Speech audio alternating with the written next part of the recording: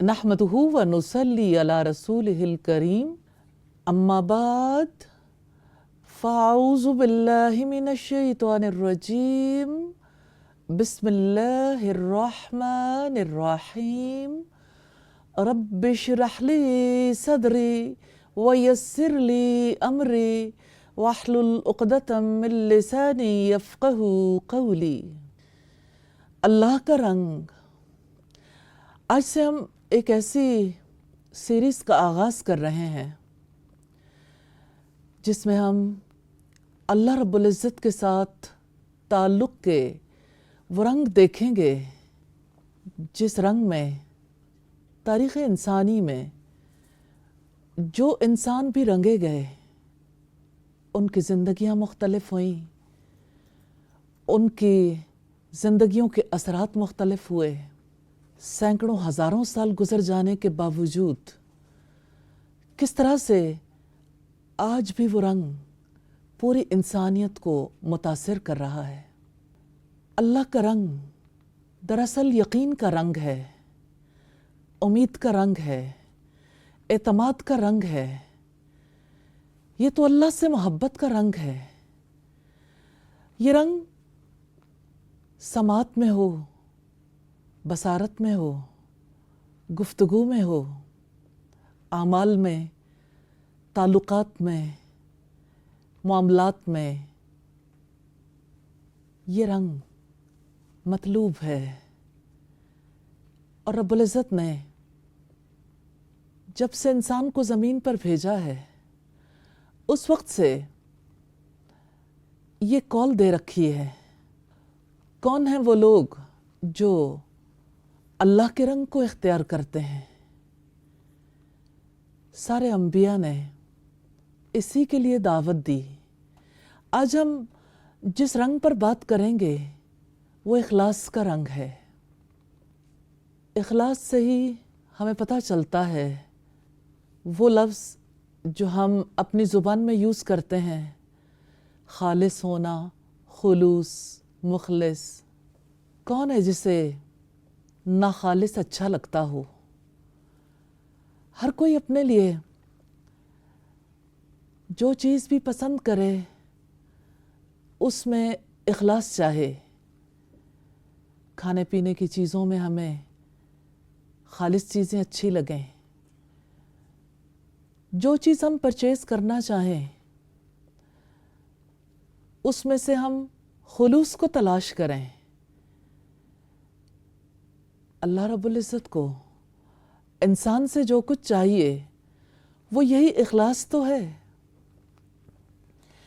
इखलास वालों की ज़िंदगियाँ कितनी तब्दील हो गईं।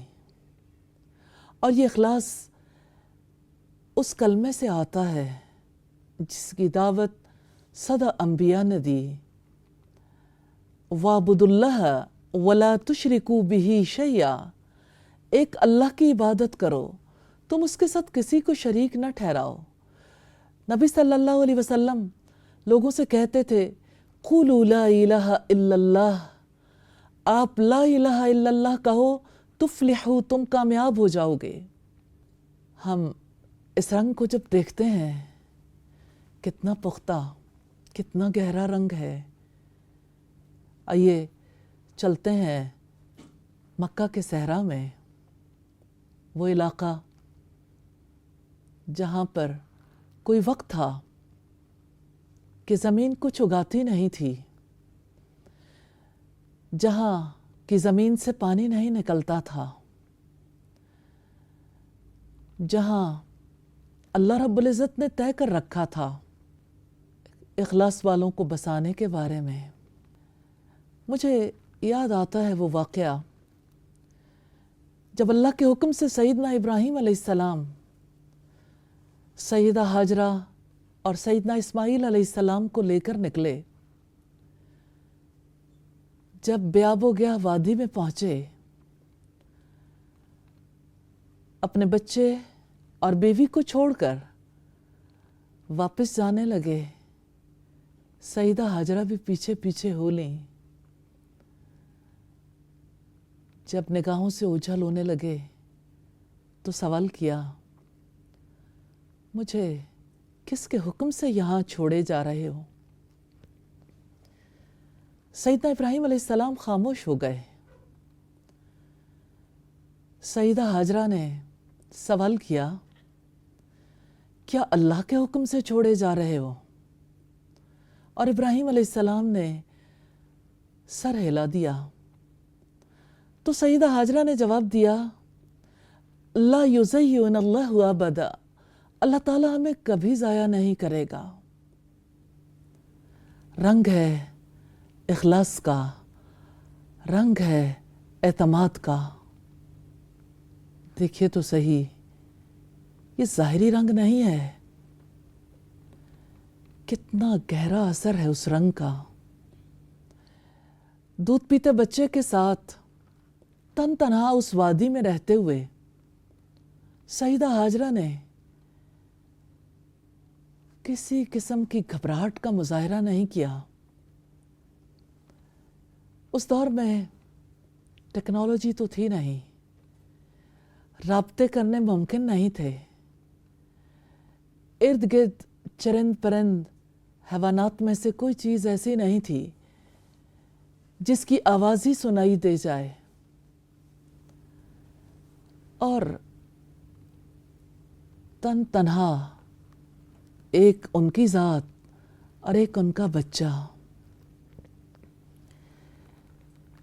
وہ مشک جس میں تھوڑا سا پانی تھا اور وہ پوٹلی جس میں کچھ کھجوریں تھیں جلدی ختم ہو گئے۔ سیدہ ہاجرہ نے پانی کی تلاش میں کس طرح سے چکر کاٹے صفا اور مروہ کے درمیان۔ آپ نے بھی اپنی ماں کا وہ پانی تو پیا ہوگا جسے آج زمزم کے نام سے جانا جاتا ہے۔ یہ اخلاص کا پانی ہے۔ اخلاص کا پھل کتنا بڑا ہے۔ اخلاص کا پھل صدیاں گزر جانے کے بعد بھی، اتنا طویل دور گزر گیا، اس کی برکت آج بھی سبھی تک پہنچ رہی ہے۔ اللہ تعالیٰ کتنا کریم ہے، وہ کتنا قدردان ہے، وہ کیسے اخلاص والوں کی قدر کرتا ہے۔ تاریخ انسانی میں ہم دیکھتے ہیں اللہ رب العزت نے اپنے پیغمبروں کے بارے میں بتایا، اِنَّا أَخْلَصْنَاهُمْ بِخَالِصَةٍ ذِكْرَ الدَّارِ، بے شک ہم نے ان کو ایک خاص چیز کے ساتھ خالص کر لیا تھا، وہ آخرت کے گھر کی یاد تھی۔ اب جہاں جہاں اخلاص دیکھتے ہیں، دیکھنا چاہتے ہیں، تو آخرت کے گھر کی یاد کو دیکھ لیجئے۔ یہی یاد ہے جو انسان کو خالص کرتی ہے،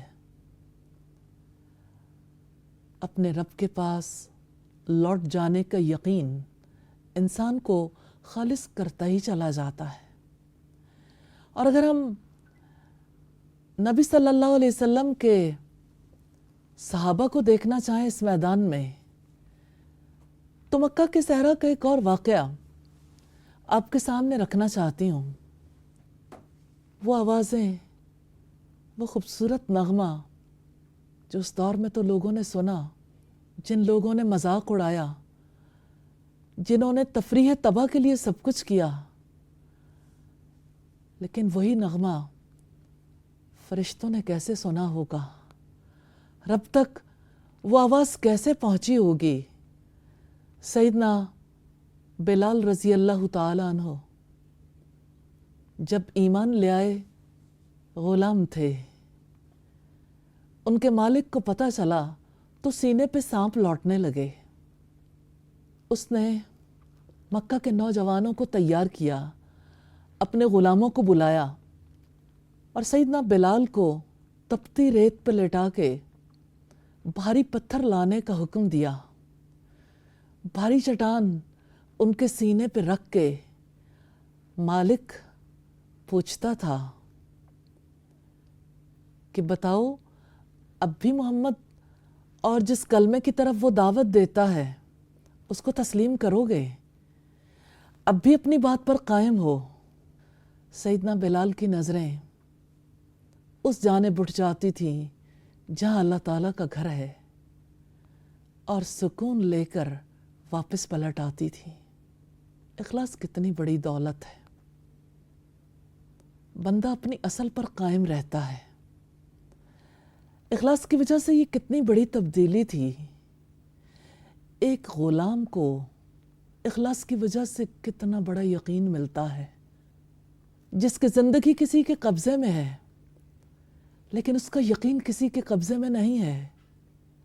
اس کو رب نے ایسی دولت دی ہے، عقل کی دولت، جس سے اس نے اپنے مولا کو پہچان لیا اور جس کی وجہ سے ارد گرد کے سب افراد کو بھی پتہ چل گیا کہ غلام تو امیہ کا ہے لیکن وفاداری اس کی آسمان والے کے ساتھ ہے۔ آسمان والے کے ساتھ جو بھی وفادار ہو جاتا ہے وہ اس کی کیسی قدر کرتا ہے۔ میں وہ واقعہ بھی آپ کے سامنے رکھنا چاہتی ہوں۔ جب نبی صلی اللہ علیہ وسلم معراج کے لیے تشریف لے گئے، اس موقع پر آپ نے جنت میں اپنے آگے آگے حضرت بلال کے قدموں کی چاپ سنی تھی۔ پھر آپ نے حضرت بلال سے پوچھا کہ آپ کیا ایسا عمل کرتے ہو؟ تو حضرت بلال نے جواب دیا کہ میں باوضو رہتا ہوں لیکن جب بھی وضو کرتا ہوں تو 2 ایسی رکعتیں ضرور پڑھتا ہوں جس میں میرے دل میں اللہ کی ذات کے سوا کوئی بات نہیں ہوتی۔ اسی کو اخلاص کہتے ہیں۔ یہی اخلاص ہم سے بھی مطلوب ہے۔ اسی اخلاص کے ساتھ زندگی میں حقیقی تبدیلی آتی ہے۔